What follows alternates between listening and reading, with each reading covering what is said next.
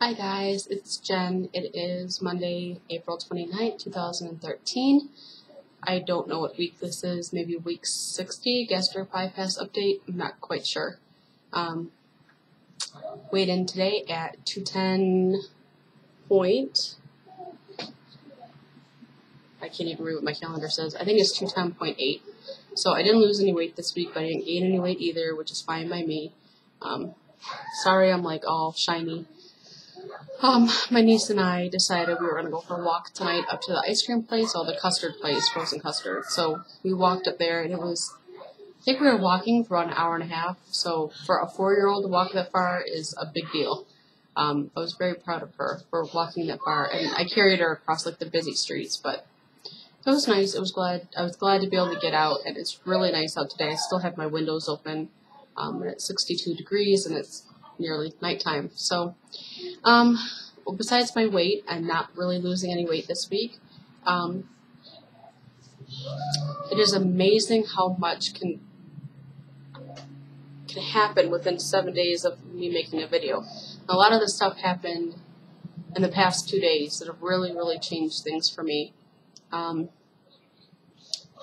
I am one of those people who have really tried to figure out why I'm a food addict and what caused it, blah, blah, blah. And for at least about a year now, well, at least 6 months to a year, I have been able to pinpoint when I started using food as a substitute for whatever I was using it for, which I do know, but I'm not going to get that personal on camera.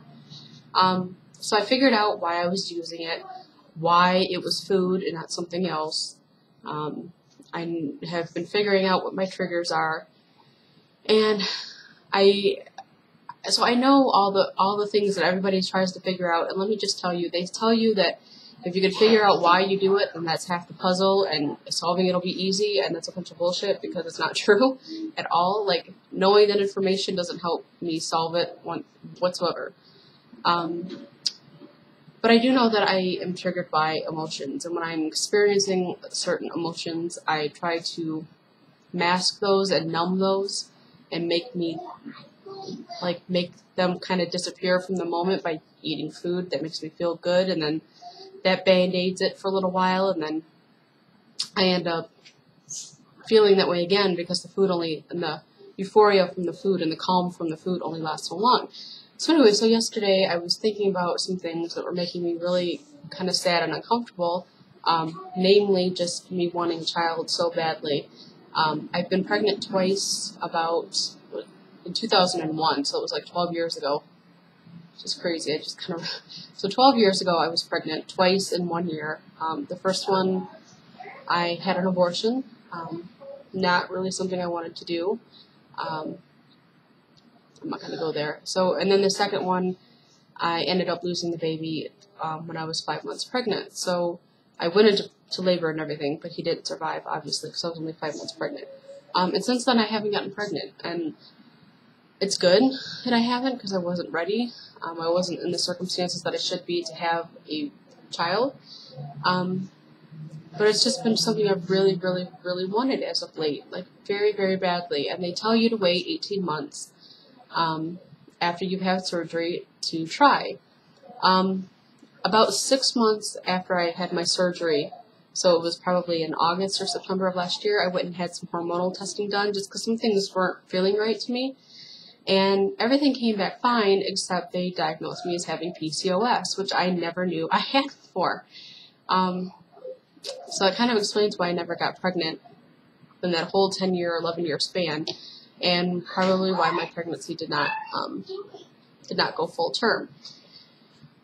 So knowing this and knowing how badly I want a child, and it's just really been bothering me, and I just got really, really sad yesterday. And as soon as I started to really feel those very, very sad feelings, I immediately started craving donuts. And then I wanted Taco Bell. And I recognized that that's why I wanted those things. I wasn't hungry, and I don't need donuts or Taco Bell, but I really, really wanted it. And I sat here for a long time and tried to distract myself and not think about it. But like most things, if you try to avoid what it is you really, really want, or you think you really, really want, it just becomes a stronger emotion and a stronger desire. And so, long story short, I ended up getting the donuts, and I ended up going to Taco Bell, and I was literally in the drive-thru line for Taco Bell crying. I was so ashamed of myself, and I was so upset because I really, really didn't want to eat it, but I really felt like I had no choice. I really felt like I was just a puppet on a string doing what I was told to do, and I had no say in the matter. And I was seriously crying in line at Taco Bell. It was probably the lowest point I've had in a long time. And I realized as I was going to eat my stupid food, which I parked in the parking lot to eat my food, I realized surgery, we all think that surgery is going to be our answer to our weight problems, but surgery has also been a catalyst and an encouragement in my food disorder, in my eating disorder. Being a food addict, I was really, really happy when I had gastric bypass because I thought, oh, cool, it's got, the effects of dumping syndrome, so that'll be my built-in consequence, and if I start feeling that way, I won't eat it anymore. And that's true to a point. It was very true early on. When I had dumping syndrome, I was like, oh, I'm never eating it again. When you feel that nauseous and you feel like just balling up on the couch and just sleeping for an hour, and you just feel horribly sick, it does kind of deter you, and you don't really want to eat after that. But as time goes on, you learn that you could still eat, and you just kind of deal with it. But now I've realized, and as I realized this as I was at Taco Bell, the dumping syndrome and now me being reactive hypoglycemic, those two things, which were supposed to be deterrents for me to keep me from eating the things that I shouldn't be eating, they're not deterrents anymore, they're punishments. And anybody who has an addiction knows that without punishment, the addiction can't continue.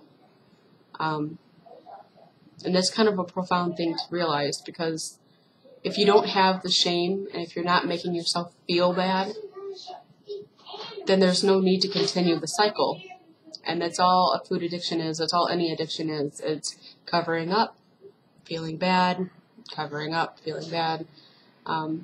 So without the shame, you really can't have an addiction. And the punishment and the shame for me comes from dumping syndrome, and it comes from feeling horribly sick from the foods I eat.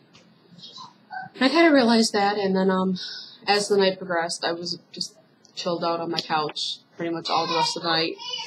And my niece is in the tub. Anyway, and last night I started watching some shows I recorded, and long story short, I ended up watching the show called Weight of the Nation Choices. It was a 4-part series that was on HBO. And I don't know why I only recorded the second part of it, which was Choices. And it's about an hour and 15 minutes long. I have it saved as one of my favorite videos on my YouTube, so if you want to watch it, you can find it, or you can look it up yourself. It's Weight of the Nation, Part 2 Choices. And that documentary absolutely was my aha moment. That really, really put things in perspective for me. And I think the whole show was so informative, and it kind of refocused me. And I was really into the show the whole time.